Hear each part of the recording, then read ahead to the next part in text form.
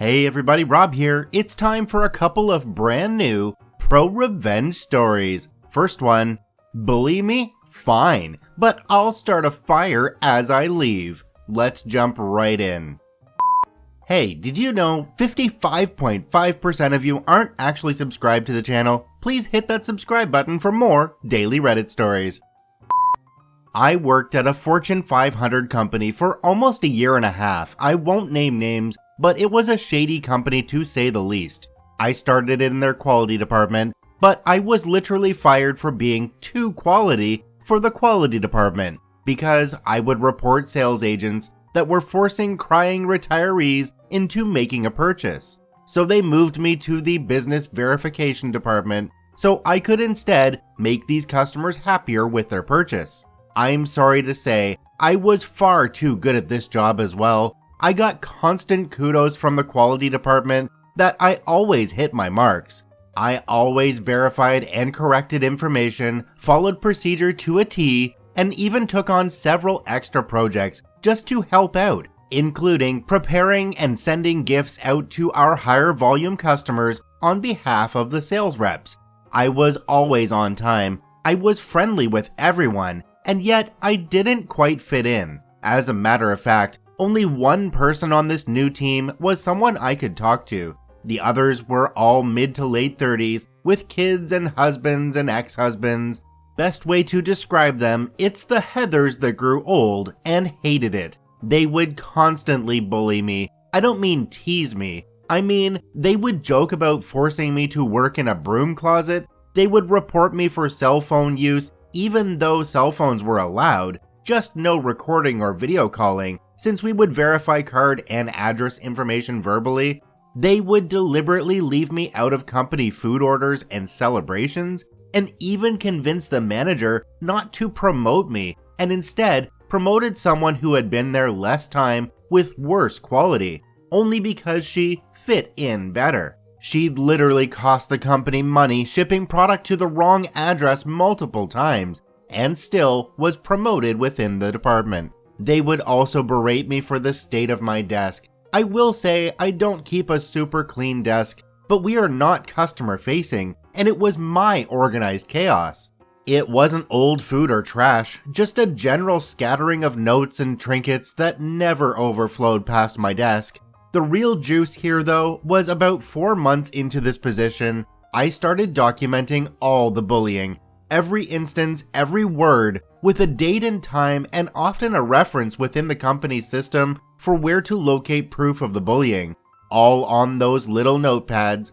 Well, one day I come back from lunch and they had gone through my desk to clean it, going so far as to move my trinkets and pictures around on my desk. I took everything home that day, but I know they'd actually been after my notebooks. Thankfully, I just had to buy a third one. I filled the first 2 up, so it was mostly empty. The final straw came on a fateful February afternoon. It was a Thursday. The one coworker I got along with and I had been texting back and forth, mostly Craigslist ads for job openings and funny memes to get us through the day. Because remember, phones are allowed. She goes to lunch as I'm coming back and I get called into their lawyer's office. Me and my one and only friend were being given formal write-ups. Why? Direct quote, "Your coworkers know you are texting about them and laughing and they don't like it." So I was getting a write-up because of an assumption that they had no proof of to begin with and wasn't even remotely true. The topper of this was as I exited the write-up, one of them was FaceTiming her husband, which was against the rules, but of course, she wasn't even spoken to about it. I was done, beyond done. I put my head down, barely worked the rest of the day. When I got home, I texted my manager and let her know I was using PTO and I'd be out Friday. I spent the whole weekend working on my resignation, because I wanted it to be just right. You see, I'd been there a year and a half at that point, and I knew a few things about how this shady company operates by now. I knew on Thursday this was going to be my first time ever to quit a job, and I wanted to do it up right. I wrote in there specific details of the bullying, dates, times. I mentioned I had many more examples documented. I wrote how it was known behavior and even condoned by the manager.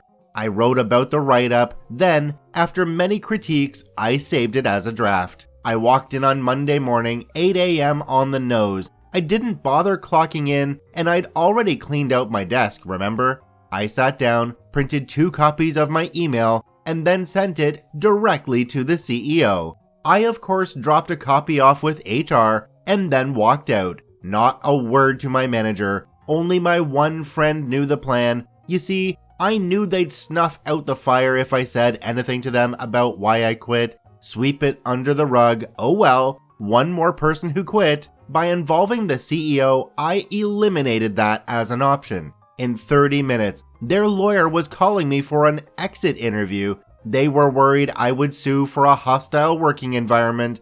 In hindsight, I should have, but I was more worried about my mental health than monetary compensation. I found out from my friend that I had in fact started that fire. The whole department was put under review for bullying, cell phones were completely banned, and the manager and her lackeys, last I heard, had been demoted. I also heard whispers that they dissolved it completely and merged it with the quality team, but I'm not positive on that. I'm sure it didn't fix everything, but I hope they at least keep their hands out of other people's desks from now on. I think OP probably could have taken this a lot further if they decided to bring a lawyer into the situation. I don't know why they didn't though, but they do say now that it was 4 years ago and probably past the statute of limitations. On to our next story. Pass me for manager promotion and hire your useless credit-stealing friend. I'll destroy your career.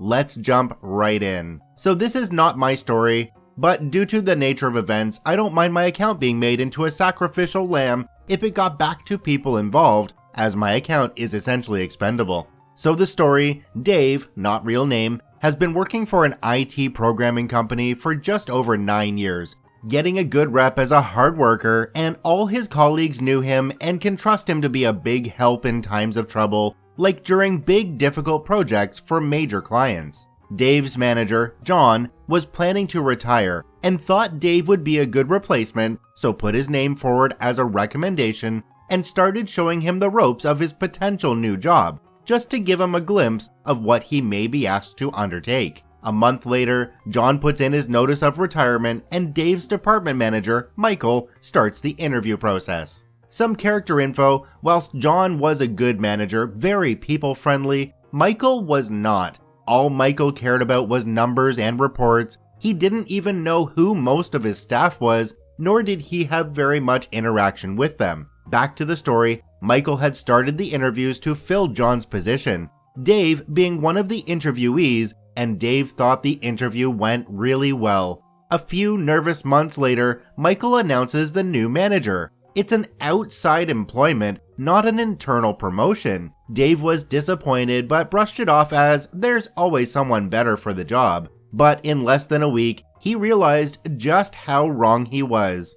The new manager, Darren, was below useless. He didn't know how to spell computer program, let alone write one. Turns out, he was old friends with Michael, and Michael had helped him fabricate his resume to get him the job. The news quickly spread to all the programmers, but there was nothing they could do, as Michael was the person all complaints had to go through, and he buried all of them. So no one above Michael knew of Darren's incompetence. Darren, from day one, had been pushing all his work onto others, and then claiming credit for the work they had done, getting bonuses for completed work he didn't deserve. Darren spent his days watching movies, napping, playing games, and occasionally pretending to be a manager when the need arose, but never wrote a single line of code. After 3 months of this, the extra workload was starting to affect Dave and others, but talking to Michael would do nothing, so Dave devised a plan to sort it out. Time for the ProRevenge. Dave had talked with all the other programmers and agreed next time Darren pushed a major project onto them to purposely sabotage the work. Not in a big way, just enough to cause some bugs and glitches that will really light a fire under Michael and Darren. It took about another month, but a really big project came in. Immediately, Darren started pushing his work onto others and stealing credit, so the plan was put into action. It was easy to accomplish, especially as Darren had no clue about coding and Michael didn't care as long as the project was done in good time. The project was done, saved, and sent to the client, with almost all of the major work credit being stolen by Darren. It took less than 2 days for the client to call back, complaining about how the new program has damaged his systems and was wreaking havoc on his company. The client wanted it fixed and a full refund. The bosses were pissed at Michael. Michael tried to shift the blame onto Darren. Darren tried to shift the blame onto the programmers. Dave and the programmers just pointed out the program wasn't their project and denied any involvement in its development, which brought the attention back to Darren. The fallout, with the bosses coming down on Darren for what happened, he confessed, he lied on his resume, he ratted out Michael about how he helped him fabricate it. Dave and programmers denied any wrongdoing, just stating Darren must have damaged the program somehow. Michael and Darren were promptly fired and replaced. Dave and the rest fixed the errors that Darren had created, and the client was happy. In the end, Dave didn't get the promotion, but left the company a year later for a better job. It's too bad that Dave didn't get the promotion. That would have been the icing on the cake, but it does sound like he ended up in a better situation and got away from these horrible people anyway. On to our last story. Piss someone off about their baking and you'll get shit in your coffee. Let's jump right in. Buckle up, boys and girls, as this is something I'm not, kinda am, proud of and have been meaning to share for some time. This begins simply as a classic tale of an unwanted Christmas gift. In my first year at uni, I had got into baking as a way to bond with flatmates and friends, and I had regularly been sending pictures of my creations in the family group chat. My siblings didn't care much, but my parents were glad I had found a new hobby. Then one fateful November day, I decided to make a raspberry ripple cake. I went the whole 9 yards, raspberry coulis swirled throughout, freeze-dried raspberries on top, flavored icing, all of it. My parents were astounded when I sent them a picture and were very proud. One of my flatmates, however, told me it was stupid to spend this much time over something you would just eat, and I should be studying instead. I ate the cake in a melancholic state, happy for my parental approval, but annoyed my flatmate was being such a dick about this. Fast forward to Christmas Day. The whole family is home and it's going swimmingly. It's my turn to open a present and out pops a freeze dryer. Understandably, I was a bit confused. You're now into baking and we just love seeing the raspberry ripple cake you made. This way, you can freeze dry your own fruit and experiment with new flavors. My mom said this proudly, and you've got to hand it to them. It was a sweet but odd present. Now, you may not be aware, but these are pricey bits of kit. So I put on a brave face, said thanks, and we moved on. Back at uni, and my parents insisted I took my new bit of kit with me. I relented and put it in the shared kitchen as a sort of talking point, never really planning to use it. The flatmate I hated noticed it, gave me lots of grief for it, and even told me I wasn't the favorite child if that was what my parents got me.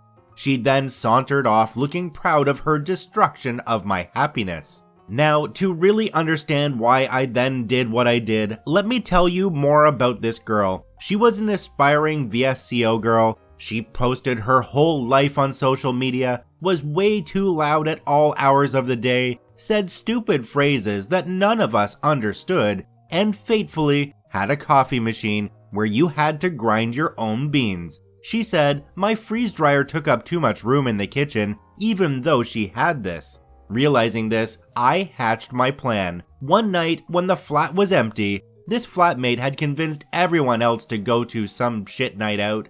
I started my work. Firstly, I took a decent-sized poop in my freeze dryer and set it going. A few hours later, I was left with a lovely brown powder that was not too dissimilar to ground coffee.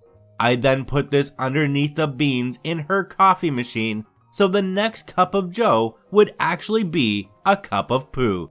Cue the hungover next day, and this flatmate is up at 11 just hankering for a caffeine hit.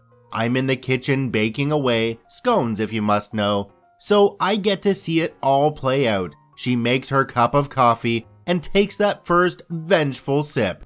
I wait with bated breath to witness her reaction, and there is none. Ah, lovely and earthy. See, that's why you buy the more expensive beans, she comments. She heads back to bed whilst I pick my jaw up off the floor. I'm astounded. My bitch of a flatmate just drank my own shit and did not realize, even enjoyed it. I'm not proud to say, but for the rest of the year, whenever I got the chance, I would top up her machine with my earthy tasting poop, and she was none the wiser. And that concludes my tale. I've never told anyone this, but with virtual graduation just around the corner, I thought this had to be shared. Stay safe, hombres, and never ever piss off a flatmate with a freeze dryer. Imagine if she'd known what you did, you could just see the color flush out of her face. It was a pretty shitty thing to do though, and you could have gotten in lots of crap for it. Dung, dung, dung, dung. Anyway. I want to thank all three OPs for posting their stories to the ProRevenge subreddit. You can visit them at the links in the description below. Please go there and give them an upvote. Once again, this is Rob from Karma Comment Chameleon saying thanks for watching. If you enjoyed the video, please hit that subscribe button, drop a like, and share it with your friends. And we'll see you in the next one.